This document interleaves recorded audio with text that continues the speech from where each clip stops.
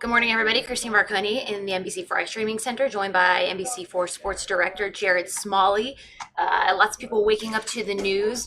About 11 hours ago, it was announced that Urban Meyer would be fired as the head coach of the Jacksonville Jaguars about midway, a little more than midway through the season there in his first season as head coach, the former Ohio State football coach, and still lots and lots of connections to us here in Columbus. Jerod, can you kind of let us know what you know and how this all came about?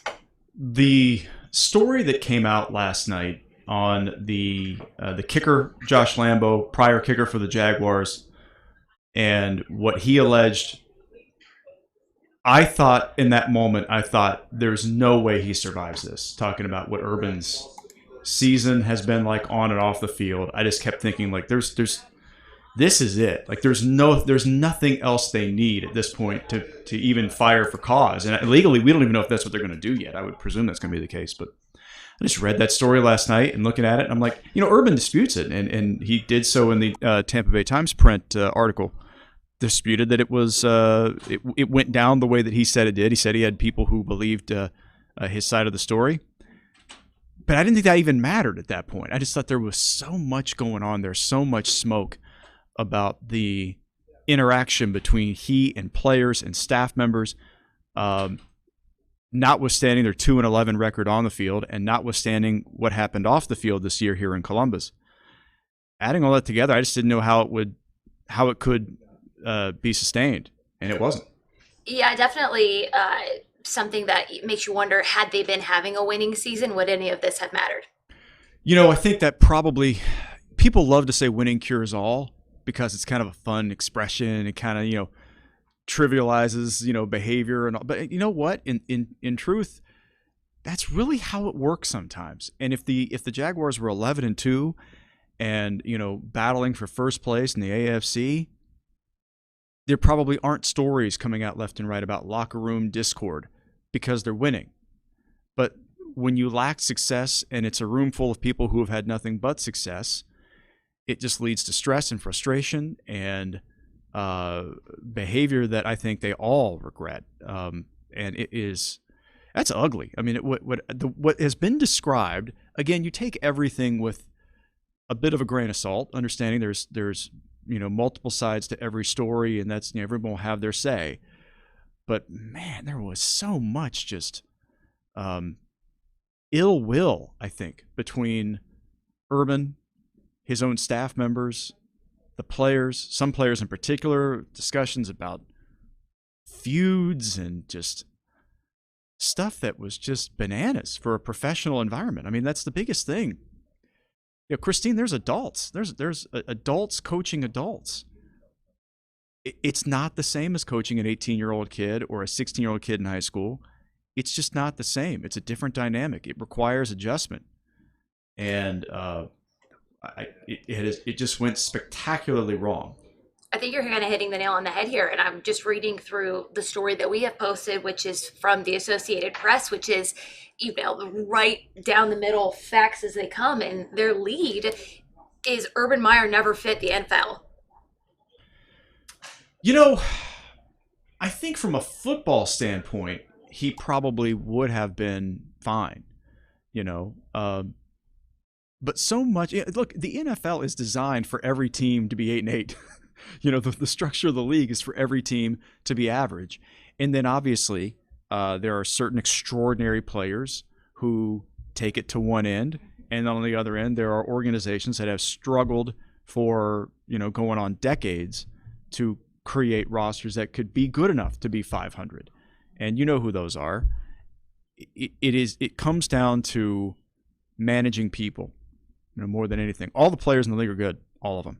You can't get there without being really good. It's managing human beings and putting them in the best position, obviously from a football standpoint, but also from a mental standpoint, preparing them to play, preparing them to compete at the highest level, making them better people and players than they were when they walked in. I'm not sure anybody in the Jacksonville locker room would say that's the case this year. Got some interesting perspective. There's lots of commenters. Thanks, guys, for watching. We appreciate it. And this one kind of stands out to me. Greg said he had a career where people tended to look the other way, particularly when money and wins were involved. And I think that's interesting insight because obviously he did have scandals both in Florida and at Ohio State. Uh, that was addressed, at Ohio State with his suspension, but eventually, he was brought back, but then leaving, citing the health concerns and different things like that. But is this a case where somebody isn't looking the other way this time, to use Greg's words? Well, I think you said it earlier. It's people willing to accept certain things because of the result. In this case, you're not even getting the result. So I think that made it really difficult. I had a conversation with a couple of Urban's former players this morning, just via text message, just kind of ask them what they thought. And it is just like probably a lot of people, especially in Columbus, who have an affinity for Urban and obviously what he did at Ohio State. He brought them quite a bit of success. And I did have an interesting exchange with some of the former players about their reaction to it, because some of them are fiercely defensive of Urban, I'm getting the same thing. And really believe that this was far more a cultural issue and a human being relationship friction problem, dealing with professional athletes who have different standards, who are coming at their athletic pursuits from a different perspective than an 18-year-old, 19-year-old kid coming to Ohio State. Even those kids are highly thought of, and obviously they're 4- and 5-star mega recruits, but they're still quote unquote amateur athletes at that point. It's just different. And I think a lot of them think that Urban had a little bit of a raw deal from his perception as being somebody coming up from college and sort of destined to fail. The history of college coaches, even Nick Saban didn't do great in the NFL. There's that perception that college guys can't do it, and the list is very short. I mean, maybe it's hard to think of a few. Maybe Pete Carroll at USC, and then with the Seahawks. I mean, that list is short.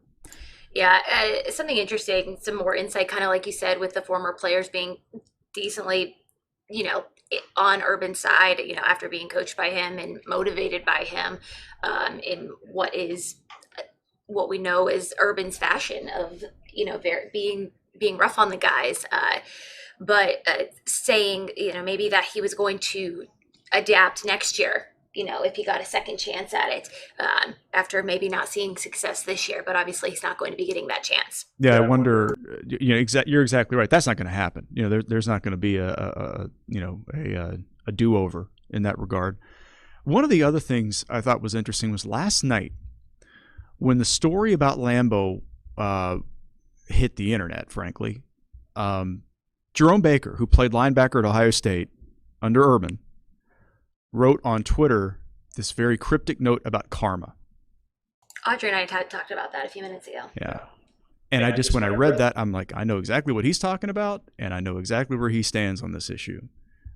Because, not every player who went through that program liked the way that they were treated there. And obviously, they're very talented athletes who were driven to succeed, and that's just very hard to measure, right? How much of that was the coaching and the drive and the determination of this head coach and this program established to create greatness. But on the other side, the human beings recruited to be a part of that are also individually very talented and very good, and will grow from when they're 18 to when they're 22 or 23. They're going to get better. And it's just two things merging together that sometimes there's not one right answer. And so I think that's what you're going to hear a lot from former players. You're going to have people who are going to be very defensive and people who are going to be very, I told you so about it all. Reading some of the comments here, and I'm assuming from some Urban Meyer defenders who really, like Coach Meyer, and his time with the Buckeyes and his success here, saying, why is this relevant? Why is this still relevant here in Ohio? I got an easy answer to that. He was 83-9 at Ohio State. He led them to a national championship. He has restaurants in Columbus. He has a son-in-law who is still on the staff at Ohio State. There are still players he recruited on the field at Ohio State. On and on and on. His imprint is still there. One of the factors that went into his firing, as the ownership said in their statement, was that they were trying to rebuild trust from an incident that happened here in Columbus in October. Yeah. The Rose Bowl where he walked off the field a hero was less than 3 years ago. That was Jan 1, 2019, Pasadena. That's not that long ago. I mean, so yeah, is his tenure here as a coach over? Yes.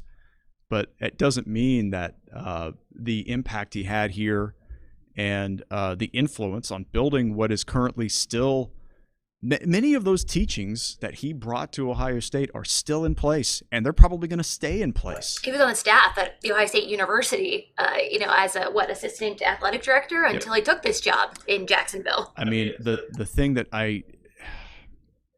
when he retired and took the job with the Ohio State Athletic Department, and he had he was co-teaching a class, and the class was called Character and Leadership.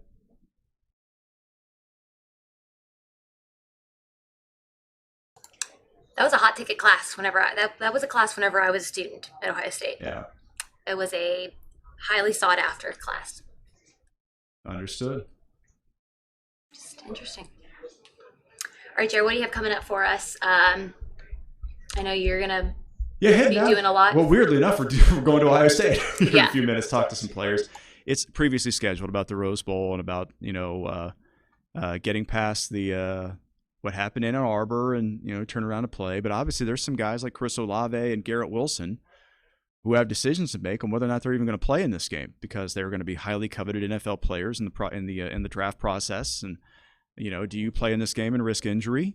It might be a little different standard for Chris Olave because obviously he is from Southern California. I think his hometown, if I'm remembering correctly, I think it is 25 minutes from the Rose Bowl. So like a mile and a half, LA traffic? So in traffic, it's like 5 hours.